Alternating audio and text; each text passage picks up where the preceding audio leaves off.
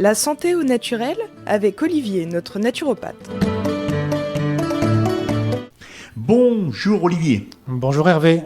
Aujourd'hui, nous allons parler du sommeil. On va laisser les phases du sommeil pour parler plutôt de l'horloge interne du sommeil. Voilà, exactement. Notre horloge biologique qui définit notre cycle, la façon dont on fonctionne sur 24 heures. Et ce cycle est régulé par des variations de luminosité principalement. Et du coup, ça veut dire que le corps ne va pas fonctionner de la même façon du matin au soir, ou même la nuit ou à midi. L'été ou l'hiver. Et l'été et l'hiver, exactement. Il y a vraiment plein de cycles comme ça dans le fonctionnement du corps. Il y a la thyroïde, par exemple, qui ne travaille pas de la même façon en hiver et en été, pas de la même façon le matin et le soir. Il y a des moments où le corps va fabriquer de la mélatonine, un neurotransmetteur dans le cerveau, plutôt dans la nuit. Du cortisol le matin. Le matin, on est réveillé par un pic d'adrénaline. Donc, une horloge, en fait, qui va réguler un peu tout le fonctionnement du corps pour que tout fonctionne correctement. Et donc, quand le sommeil ne se passe pas très très bien, ça peut être parce que cette horloge ne marche pas comme elle devrait. Et donc, ça va être intéressant. On va parler dans cette chronique, qu'est-ce qui va faire que cette horloge est régulée et quels sont les facteurs en fait qui font qu'elle fonctionne correctement et qu'elle est bien calée. Est-ce que ça ne dépend pas aussi un peu de nous, quelque part ? C'est-à-dire ? Si je prends mon cas personnel, que ce soit 22h30 l'hiver ou 22h30 l'été, quand je tombe de sommeil, j'y vais. J'attends pas. Oui, donc c'est ça. Tu écoutes ton horloge interne. Oui, il y a un moment où la sensation de sommeil, ton horloge a déclenché la mise en veille, en sommeil. Et donc voilà, tout l'intérêt, ça va être d'écouter l'horloge interne pour respecter ce cycle et justement le laisser fonctionner normalement. Bien sûr. Et c'est quand on ne respecte pas cette horloge interne, quand on la décale, qu'on va la décaler et que du coup, elle va moins bien fonctionner. On en a déjà parlé par rapport à l'alimentation, par rapport au grignotage. Si on grignote à des moments en dehors des repas, alors l'horloge interne ne sait plus quand est-ce qu'il faut manger, quand est-ce qu'il faut déclencher la faim. Voilà, tout le système, tout le cycle ne fonctionne plus aussi bien. Donc ça va être intéressant de se concentrer un petit peu sur les facteurs qui vont faire que cette horloge est bien calée, qu'on la remet à l'heure pour qu'elle fonctionne correctement en fait. Donc le premier grand facteur qui va permettre de réguler le fonctionnement de cette horloge, c'est la lumière. Donc en fait, le fonctionnement jour-nuit, quand il fait nuit, on est censé dormir, quand il fait jour, on est censé être réveillé. Et donc l'horloge interne va être calée par la durée du jour, par l'arrivée de la lumière dans la chambre le matin. Donc on dort moins l'été que l'hiver alors ? Exactement, l'hiver on devrait dormir plus. Parce que c'est un moment où le corps devrait se reposer. Oui. On fait un petit peu l'inverse avec les vacances. Mais en fait, pendant les vacances, on est très actif. Oui, mais c'est une activité différente. Donc c'est cette lumière intense, en fait, ça va au niveau du cerveau, donc ça passe par la rétine, par les yeux.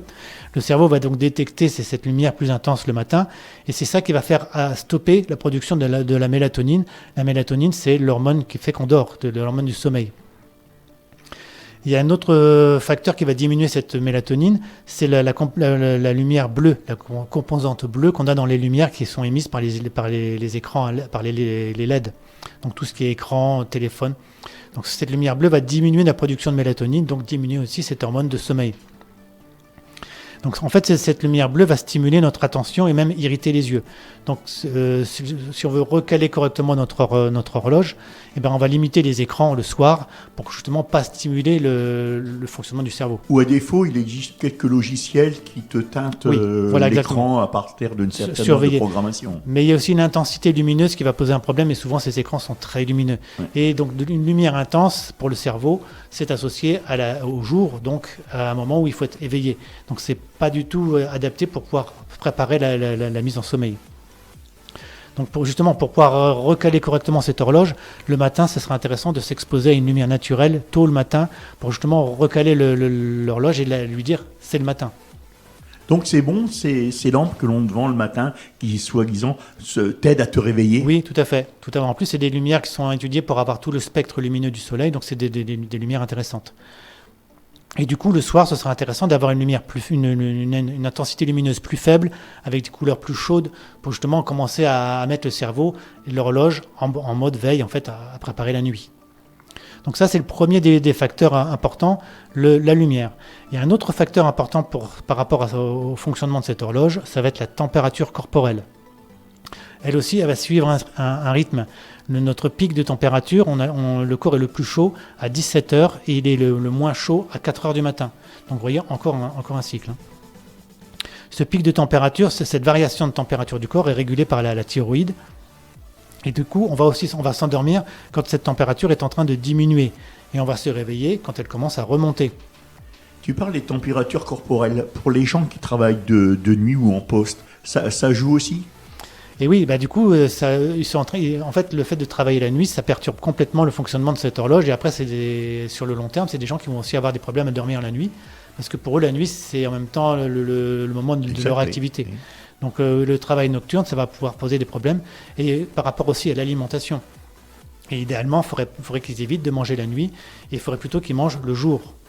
Donc, quitte à se réveiller le jour pour pouvoir manger et conserver quand même cette horloge à peu près en cycle pour qu'elle fonctionne le jour, qu'elle fasse la différence entre le jour et la nuit. Le plus dur, c'est quand tu as un décalage horaire, tu t'en vas en vacances à l'autre bout de la planète. Hein. Oui, tout à fait, le jet lag. Oui, il faut recaler le fonctionnement du sommeil. Ça, on peut s'aider, il y a des petites pistes par rapport à ça. Avec la mélatonine, on trouve ça en magasin bio, en spray. On peut se faire un petit spray de mélatonine justement pour pouvoir déclencher plus facilement le sommeil et pouvoir s'endormir et récupérer le décalage horaire. Je reviens sur la température. Donc en fait, plus la température du corps est élevée dans la journée, et plus on va augmenter la qualité d'éveil dans la journée et la pression de sommeil le soir. Donc ça veut dire qu'il va falloir aussi surveiller ça par rapport à notre activité physique. Pas avoir une activité physique qui va augmenter la température du corps le soir, plutôt faire ça dans l'après-midi. Et d'ailleurs, les résultats sportifs sont souvent meilleurs dans l'après-midi vers 17h, parce que c'est le moment où le corps est le plus chaud et donc le plus à même d'être efficace. Et donc, dans la journée, ça va être intéressant de travailler à augmenter notre température corporelle par l'activité physique, mais aussi par le sauna, le hammam, des bains de soleil, pour pouvoir justement avoir une baisse de température et pouvoir déclencher et recaler l'horloge pour déclencher le sommeil le soir. Un troisième facteur important pour le sommeil, ça va être l'activité physique, c'est un grand classique, mais en particulier privilégier des activités d'endurance. Donc, ça veut dire de la course, de la danse, de la natation, du vélo. Et idéalement faire ça au moment du pic, donc en fin d'après-midi vers 17h. Ça va augmenter la température du corps, ça va contribuer à relâcher les tensions, à fatiguer le corps. Et donc on va lutter contre la sédentarité et le manque d'activité physique qui, eux, contribuent à diminuer la qualité du sommeil. En fait, passer la journée à se reposer toute la journée, ça va être contre-productif et ça ne va pas nous permettre d'avoir un sommeil récupérateur. Donc, se dire que voilà, aujourd'hui je reste dans mon canapé à me reposer, en fait on ne se repose pas quand on fait ça, on se repose, c'est la nuit. Donc il faudrait plutôt avoir une activité physique douce dans la journée pour pouvoir avoir un sommeil plus réparateur la nuit. Mais il nous reste plus beaucoup de temps et je voudrais que tu me parles un petit peu de ceux qui se réveillent dans la nuit, ceux qui se réveillent tôt, ceux qui ont des difficultés justement dans leur chronologique interne, qui sont réveillés, qui se rendorment, qui sont réveillés, qui se rendorment, puis ceux qui n'arrivent plus à dormir après une certaine heure. C'est ça, donc là ça va être important justement de travailler ces facteurs pour caler notre horloge interne pour qu'elle fonctionne correctement. Et après, donc c'est le quatrième facteur, ça va être l'alimentation. Surveiller un petit peu la qualité de notre alimentation, la rythmicité des repas, donc j'en parlais par rapport au grignotage, manger à heure fixe pour vraiment bien caler notre pendule, manger le jour, dîner, le dîner ça doit se faire au moins 2 heures avant d'aller se coucher. Le petit déjeuner, ça peut être intéressant justement pour pouvoir déclencher et stimuler le réveil, le démarrage de l'horloge interne. Et donc surveiller aussi une alimentation peu calorique. Pour le soir, si on a un repas trop riche le soir, le sommeil va être plus compliqué. Donc ça veut dire pas trop de sucre, d'alcool, de graisse saturée, d'excitants quand la journée se termine. Consommer des bonnes protéines, le tryptophane. Le tryptophane, c'est l'acide aminé précurseur de la mélatonine et d'autres neurotransmetteurs qui vont contribuer à détendre le corps et donc à déclencher le sommeil. Le poisson cru ou cuit à la vapeur, les œufs, les légumineuses germées, les oléagineux, tout ça c'est des sources de tryptophane qui vont justement aider le corps à fabriquer ces neurotransmetteurs. Importance aussi de consommer des bonnes fibres pour travailler sur le microbiote, donc des légumes, des fruits. Un microbiote de bonne qualité, ça veut dire aussi un bon sommeil. Olivier, pour les auditeurs et auditrices qui désirent te consulter, tu peux me dire où sont situés et à quelle adresse tes cabinets ? Oui, tout à fait. J'ai donc 2 cabinets. Le premier à Noyon, il est au 8 rue de l'Évêché, c'est à côté de l'hôtel de Cèdre, sur le côté de la cathédrale. Et le second, c'est à la maison médicale à 5 place Choiseul à Compiègne, sur le cours Guinemer. Je suppose que justement, il faut prendre rendez-vous par téléphone Oui, pour que tu puisses tout à fait. être présent lors des consultations. Le plus simple, oui, c'est de nous contacter par téléphone. C'est le 06 28 05 72 44. Alors sur Noyon, tu consultes quel jour? Alors le Noyon, j'y suis le lundi, tous les lundis. Et sur Compiègne, c'est du mercredi, jeudi, vendredi, samedi, toute la fin de semaine en fait. Tous les renseignements que tu donnes dans cette chronique, on retrouve tout ça sur ton site internet. Et on peut prendre aussi rendez-vous pour te consulter sur Compiègne ou sur Noyon. Oui, absolument. On peut il y a un formulaire de contact sur le site naturopathe-noyon.fr, donc on peut me contacter par là. J'ai mis quelques articles aussi avec de l'information qui reprend des fois certaines chroniques. Donc vous pouvez compléter vos informations en allant sur le site, tout à fait. Sans quoi, tu as une adresse mail?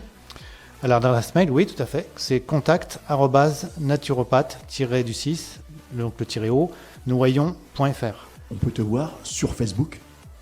Alors, il y a une page Facebook, tout à fait. Pour me trouver sur Facebook, c'est Olivier Villemin, naturopathe. Mais sinon, vous avez un lien en haut du site internet avec l'accès à la page Facebook et aussi l'accès à la page Instagram. Voilà, donc on pourra aller directement sur ta page Instagram via ton site. Exactement.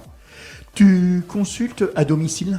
Ça peut arriver, mais ça reste vraiment pour les exceptionnel. cas Voilà, pour les exceptionnels. cas, voilà, exactement. Les personnes qui peuvent vraiment pas se déplacer, ça peut arriver mais exceptionnellement. Alors tu rappelles ton numéro de téléphone? Oui, le 06 28 05 72 44. Olivier, qu'est-ce que je peux te souhaiter? Un bon week-end? Oui, je te remercie. Et n'oubliez pas, prenez bien soin de vous, c'est important. Il faut d'abord prendre soin de vous pour pouvoir prendre soin des autres après. Mais vous êtes la priorité.